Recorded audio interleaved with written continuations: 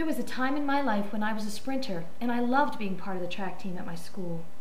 It was such a thrill to hear the starter pistol, jump out of the blocks, and start flying down the track. The goal for all participants in a race is to run ahead of everyone else and be the first to cross the finish line. Unfortunately, I sometimes take this model and apply it to my walk with the Lord, but when I do, it never ends well. Maybe you've done it too. There's talk at work that there might be layoffs, so we immediately wonder if it'll affect us. Now, that's a normal reaction, but some of us don't stop there. We instead run ahead of God in our minds and start thinking about what we will do if we're laid off. Then we become convinced that we will be let go, and we start wondering how we're going to pay the mortgage without a job.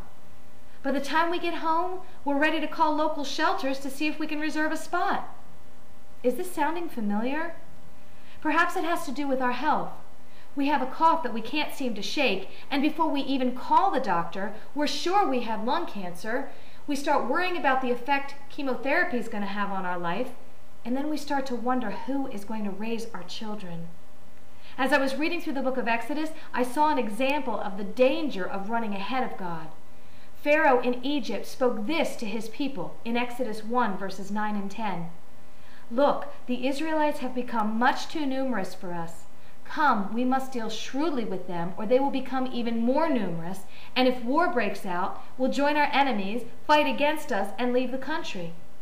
As a result of this giant leap from, there are lots of Jews in Egypt, to, they're going to fight against us if war breaks out and ultimately leave us, caused the king to enslave the Hebrews and to try to exterminate them.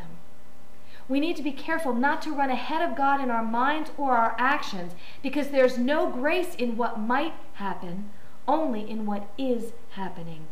Let's take one day at a time and trust that our Lord will give us what we need when we need it, if we need it.